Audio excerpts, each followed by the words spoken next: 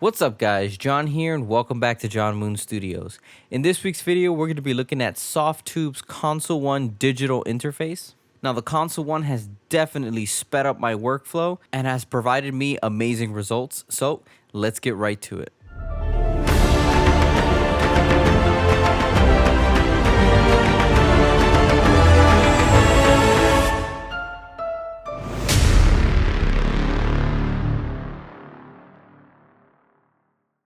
So in this week's video, we're only going to touch upon the Console 1 digital interface. My studio is currently under construction, so I have pieces all over the place because I'm waiting for my new desk to come in. But as soon as that comes in, I will go ahead and make a separate video on the actual unit and how I use it to work on my mixes. I've also paired the Console 1 with the fader one, so I have the 10 fader option in the bottom as well. So just be on the lookout for a future video on both of these units working together. So here I have a Cubase project with a TV cue I wrote for the show Snapped on Oxygen.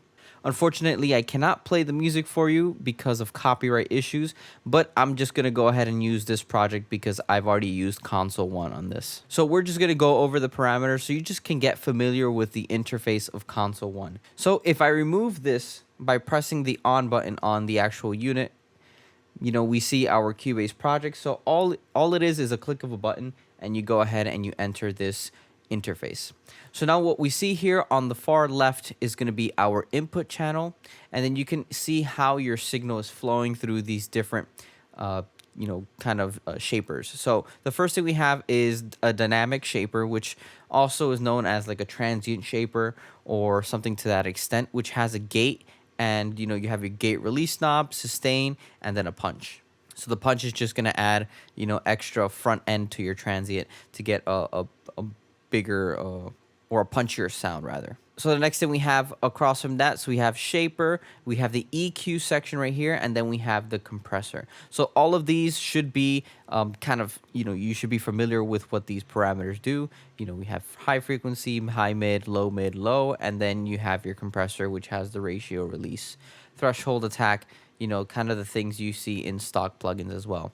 If we go below this, we have our high cut filter. So here, instead of using, let's say, we change this to a high cut. Instead of using or taking up a space here, we can just use the high cut here and then the low cut here. And then down here, we have our input gain, so we can raise the signal. If the signal is too low, we can raise the input gain here. So under the output, we have a drive slider. So what this drive slider does is it adds a distortion into your tone, and it kind of gives it, that harmonic distortion that actual consoles use. So right now I'm using the solid state, the SL4000E.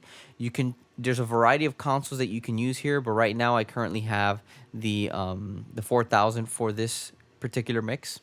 You can control the characters. This is technically a tone knob, so the farther right you go is going to be brighter, and then the farther left you go is going to be a more dark distortion sound. But these two go hand in hand. So next we have the width knob. So here we can actually spread how far we want a specific signal to be. So if we send it all the way to the right side, we're going to spread it as far as we can in the stereo field. And then if you go all the way to the left side, we're going to go ahead and convert it into a mono signal. Under it, we have our pan. So it's going to be a left and right. So this is the same pan knob you use in your in your DAW or in the console, so you can pan your instruments left to right.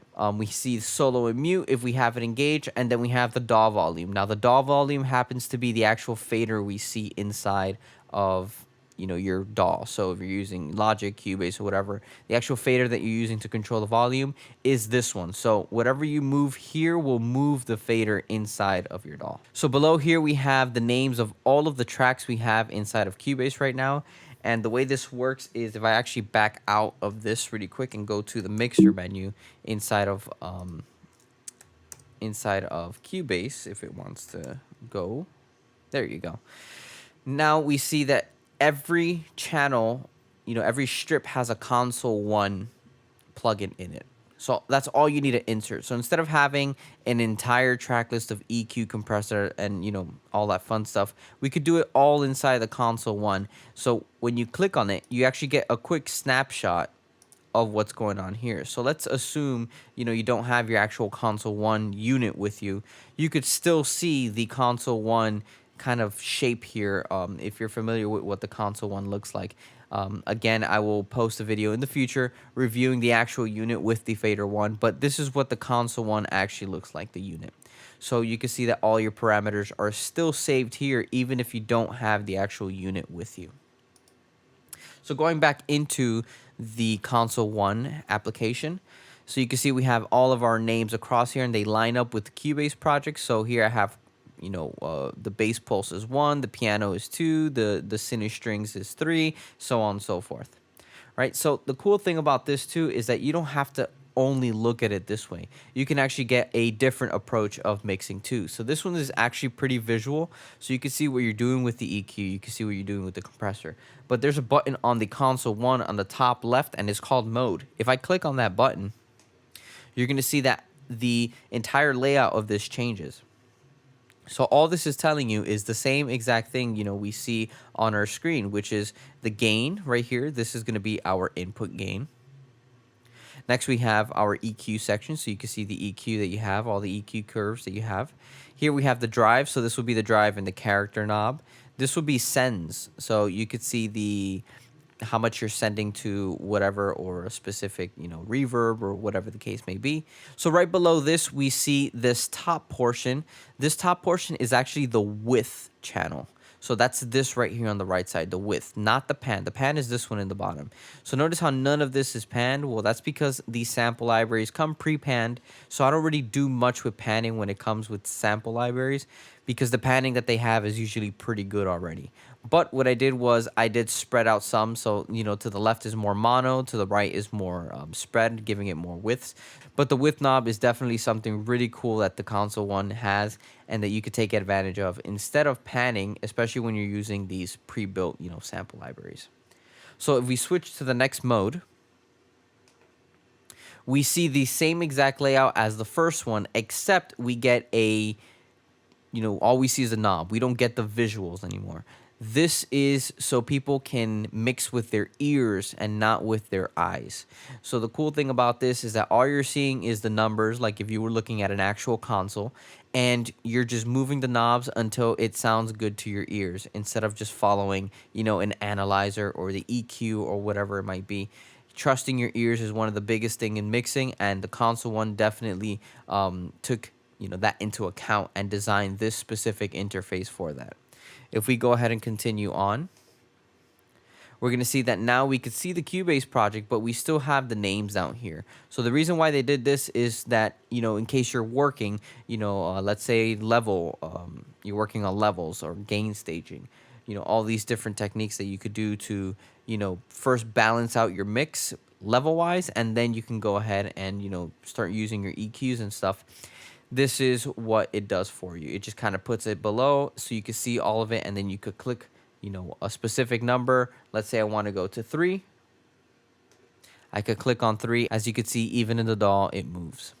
Now, the blue represents the page I'm on. So right now, I see the first 10 on my fader one. That's what it's pretty much telling me. So if I hit the button all the way on the right side of my fader one, it's going to be the last track here. That's why it's highlighted blue here. Right, so that is the last track on there. In order for me to switch this over, I would need to hit the page over button on the console one or fader one, and then this would change to the next 10 or the next set. Moving on to the next mode, we have an even smaller view of what's going on here. Right, so we have this is just so it can get out of the way of the page so you don't see what's going on. I forgot to also mention, let me go back to the previous page. Right, this one also shows the console you're working on. So the console is huge because there are different consoles you could work on. And currently, I only have the 4000. I am going to upgrade and get all the other consoles that it brings, but I will go ahead and make a future video on all the other console as well as showing what's going on the unit. So again, we're here on the smaller side, so we could see that this is just so it can get out of the way of the screen. So that's pretty much it for the console one. As you can see, this layout is super sleek, super modern, and it's very easy to read. If you have any questions about the interface of the unit, please drop your comments down below and I'll get to them as soon as possible. Again, stay tuned. I will make a future video on the console one and the fader one of me actually using it. Right now my studio is under construction and I'm waiting for my new desk to come in, so everything is kind of all over the place. The console one is not even that close to me. I have it on a music stand to the right, so it's a little bit uncomfortable to film that right now. But definitely when I get that desk coming in a few weeks, I will make a video so you guys could check out my workflow. I'll also do some mixing so you can see how the console one works, you know, what it sounds like, and the kind of cool things that you could do to create, you know, some really good mixes. If you like this video, go ahead and hit the thumbs up, subscribe, and don't forget to hit the ring button so you don't miss any of my weekly videos. Also, don't forget to check out the John Moon Studios store. There's a variety of merch with the official John Moon Studios logo on it, so check it out. Also, from time to time, I like to remind you guys that I do have a Patreon page. With as little as $1 a month, you can help support the making of these videos. You can go ahead and click that link down below in the description. Don't forget to share with your musician friends. I will see you guys soon.